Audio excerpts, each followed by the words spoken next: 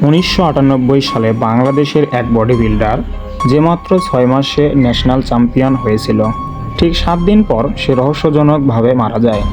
তার ডায়েরির শেষ লাইনে লেখা ছিল, ওরা আমাকে ছাড়বে না। আজ ড্রাগ ফাইল বিডিতে আমরা খুলব এই ফাইল। বন্ধুরা, চলুন বেশি দেরি না করে শুরু করা যাক। 1998 সাল, রাজশাহীর একটা ছোট জিম। 22 বছরের একটা ছেলে 6 মাসে বডি বানিয়ে হয়ে গেল ন্যাশনাল চ্যাম্পিয়ন। সবাই বলছিল এ ছেলে একদিন বাংলাদেশের নাম উজ্জ্বল করবে। ঠিক 7 দিন পর তার লাশ পাওয়া গেল জিমের ভিতরে। তার হাতে ধরা ছিল একটা ডায়েরি, শেষ লাইনে লেখা ছিল, ওরা আমাকে ছাড়বে না। ছেলেটার নাম ছিল রাকিব। বাসা ছিল রাজশাহী শহরের একটা গলিতে। বাবা রিক্সা চালাতো। সংসার চালানোই কষ্ট, কিন্তু রাকিবের একটাই স্বপ্ন ছিল বডি বিল্ডার হবে। 1997 সালে সে জয়েন করলো পাওয়ার জিম নামে একটা ছোট জিমে। টাকা ছিল না, তাই জিমের ফ্লোর মুছে ওয়েট প্লেট গুছিয়ে দিয়ে ফ্রিতে সে ট্রেনিং করতো। 6 মাস, মাত্র 6 মাসে রাকিবের ট্রান্সফরমেশন সবাইকে অবাক করে দিল। 60 কেজি থেকে 85 কেজি শরীরে মাসল কাটস করলো।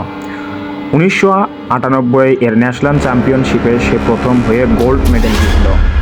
পেপারে নিউজ আসলো, রাজশাহীর রাকিবের উত্থান, স্পন্সর আসা শুরু করলো, জীবন পাল্টে যাচ্ছিল। কিন্তু গল্পটা এখানেই শেষ না। চ্যাম্পিয়ন হওয়ার ঠিক 7 দিন পর 15ই আগস্ট রাত 1টা, জিমের কেয়ারটেকার সকালে এসে দেখে মেইন গেট ভিতর থেকে লাগানো। দরজা ভেঙে ভিতরে ঢুকে যা দেখলো, সবাই স্তব্ধ।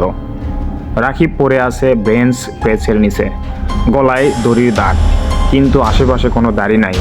জানালা বন্ধ, গেট ভিতর থেকে লাগানো। পুলিশ আসলো, রিপোর্টে লেখা হলো আত্মহত্যা, কিন্তু রাকিবের পোস্টমর্টেমের রিপোর্টে 3টা জিনিস ছিল না।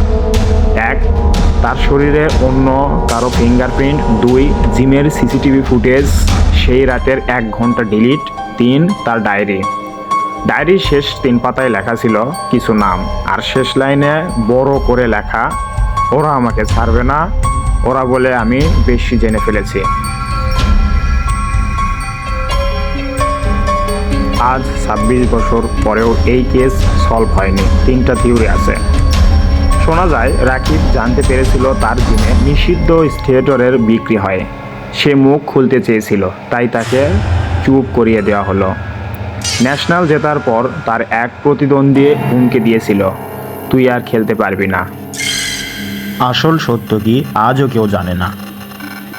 তোমার কি মনে হয় রাকিবের সাথে আসলে কি হয়েছে? কমেন্টে 1 লিখো যদি মনে হয় এটা খুন। কমেন্টে 2 লিখো যদি মনে হয় এটা আত্মহত্যা। এইরকম আরও ডার্ক ফাইল পেতে ডার্ক ফাইল ভিডিওতে সাবস্ক্রাইব করো। পরের এপিসোডে আসছে জিমের আয়নার যে ছায়া দেখা যায়, সত্যি ঘটনা। মনে রেখো, সব সত্য সবার জন্য না। দেখা হবে পরের ফাইলে। ধন্যবাদ।